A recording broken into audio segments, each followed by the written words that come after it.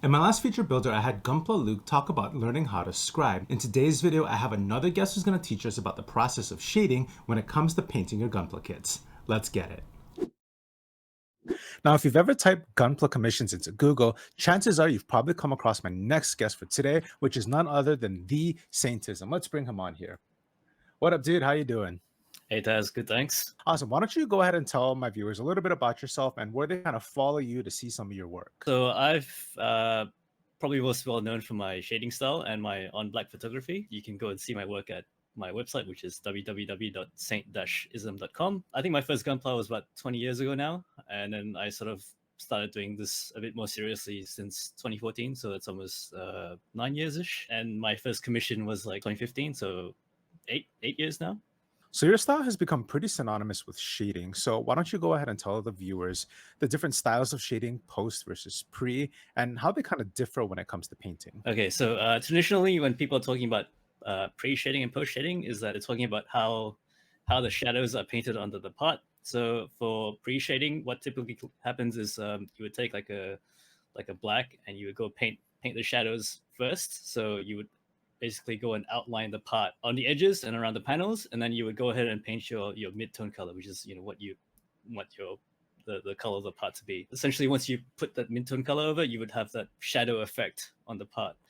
Now, for post shading, is again we're talking about painting the shadows on. So you would take like normally people use like smoke, so like a clear black, and then once again you would paint around the edges of the part and around the panels, and that's post shading. Awesome. A lot of theories kind of come around between the different styles of painting, like why you would choose one or the other. So maybe why would someone want to choose like to pre-shade their kits with the blacks versus why would someone want to choose maybe post shading or maybe even highlighting their kits afterwards? For pre shading, basically it's more forgiving on mistakes because essentially once you paint your black outline around the edges of the part, you're essentially covering it up with your midtone. So if you mess up, you would end up with no shading, like or reduced effect. Whereas for post shading, that's the final layer. If you make a mistake, like if you paint off the line, or if you went too much over, that would be more visible than the pre shading. But I find post shading in this case is better for like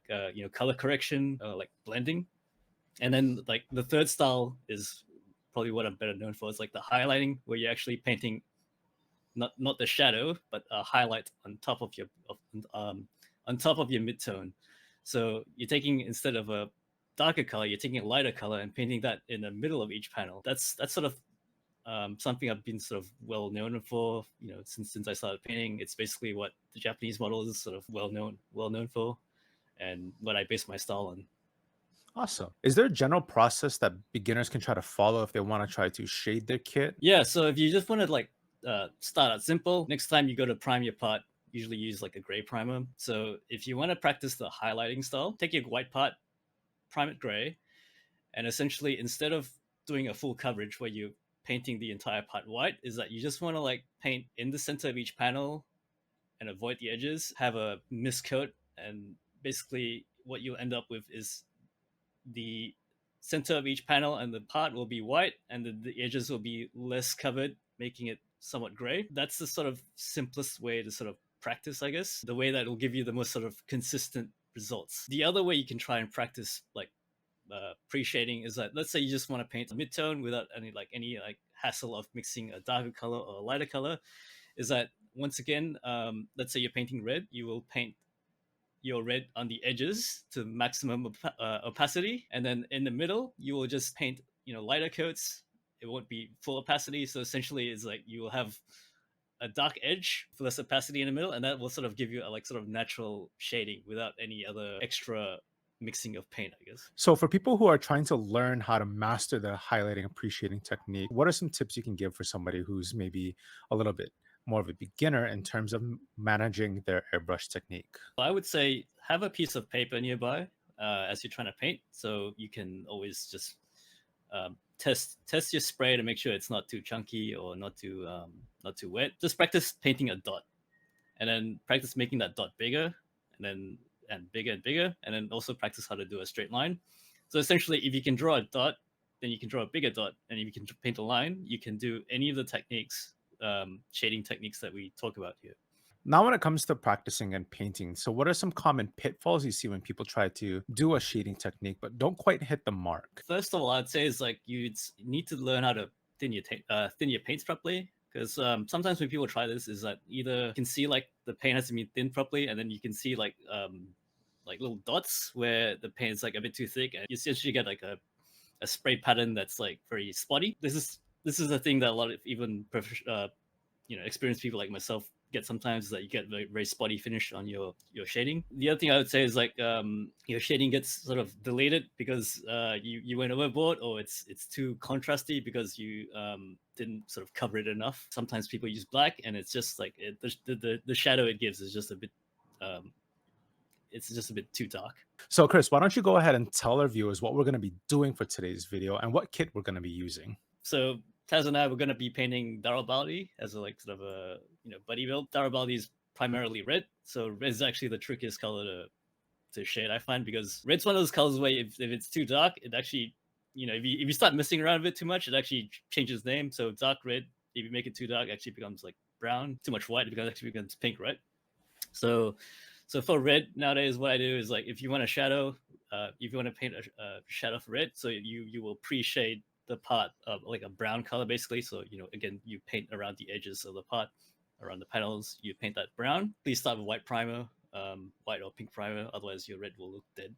Um, so after you paint your pre-shade shadow, you want to actually pre-shade your highlight as well. So the highlight actually goes under the midtone. You pre-shade the highlight, which is yellow, and you just paint a dot basically in the center of each panel. So that's like the hot spot. That's like the highlight. And then you will take the red, which is the midtone color, and then paint over all of that. All the highlighting, all the shading work is done before the midtone, and then what happens is that yellow that you've painted underneath the midtone actually becomes the highlight.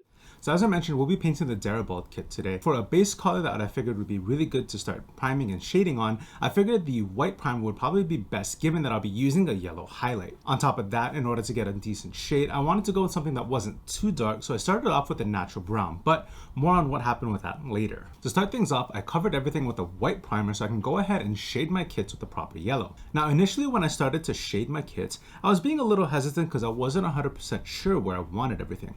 But as I got through several pieces, I had a lot more fun with it because I realized it was a lot more artistic and free to do so, and I didn't have to confine myself to just shades or blocks of color.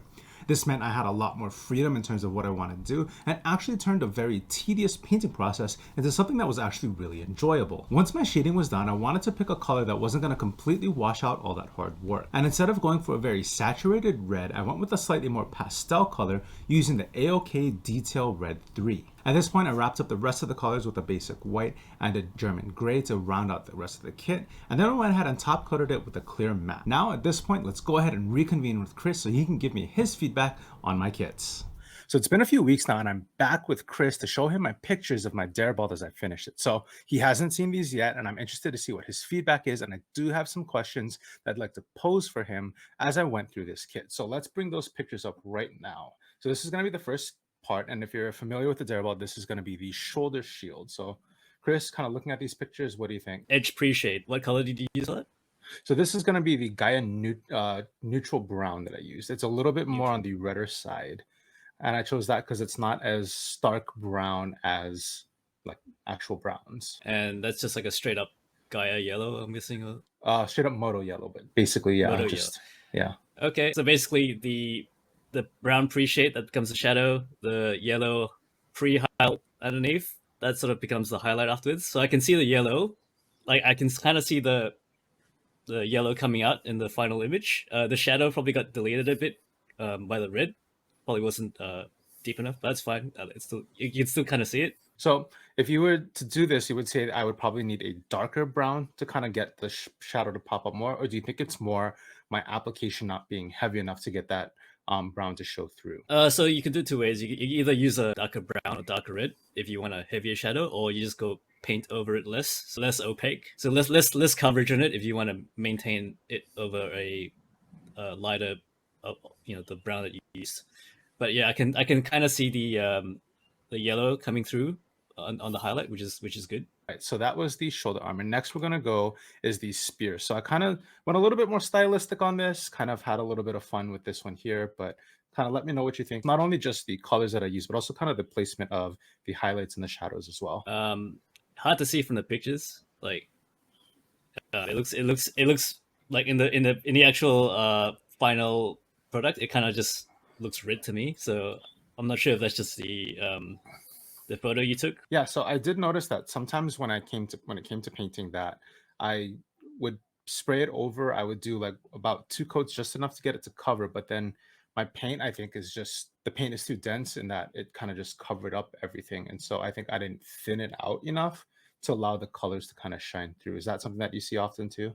Yeah, so like it happens to me as well. Sometimes you will just like delete your shading by painting over it too much. Either just like pull back a bit, or thin your paint more, and then just don't like just paint the edges more than the actual middle part where your actual pre-highlighters. It's not just thinning out your paints too, but there are other things such as pulling a little bit back, kind of aiming more for around the edges and letting less of the paint hit more of the part, just to kind of dial back sort of the heaviness of the paint that goes on that part. That sound right? Yep. So for the last piece I had, which was the kind of the back armor, kind of the butt plate as I call it here. So kind of let me know what you sort of think here. I kind of messed up on the my mask a little bit here, but I'll go back and correct that. But as far as the shading and as far as the highlights, what do you think? Yeah, so again, the shadow probably got deleted just a bit, but you can kind of see the yellow coming out, which is what you want. Awesome. Thank you, Chris. So big thank you to Chris, aka Syntheism, for coming in today. I'll give him a minute to shout out his channel where you guys can find him. But also don't forget, you can head on over to his Etsy shop where you can get some of his awesome t-shirts. If you've seen my channel, you know I've worn this Gundam this Gundam Club shirt. You've also seen my Hyakushiki t-shirt as well as my Infinite Justice shirts. Those are all things that I've purchased from his website. So go ahead and check out his Etsy store and grab some of these shirts today. I'll go ahead and turn it over to Chris so he can give his final say as far as what he thinks, as far as everything we talked about today and where you guys can find him. Chris, take it away. Yep, sure. Hope you sort of enjoyed painting this style. Might not be for everyone, but for people like me who don't like modding, it's a sort of easy way to like add some interest to your model. You can catch me at on Twitter and Instagram at the Saintism. My website is www.saint-ism.com. You can pick up the shirt that Taz is wearing at my Etsy shop, so etsy.com/shop/the Saintism. I'm sure Taz will put a link in the video description. Yeah, that's me. If you like my work, please follow. I also have a Patreon if you want to follow. We've got a really good community where people who like paint this style, or in my Discord chat. And yeah, we post what we're doing every day and ask each other for color tips or new techniques we're gonna try out. Yeah, so that's me. Thanks, Taz, for having me on board, and yeah, I hope we can collab again in the future. Thank you so much for joining us today, Chris, and thank you guys for joining us today too.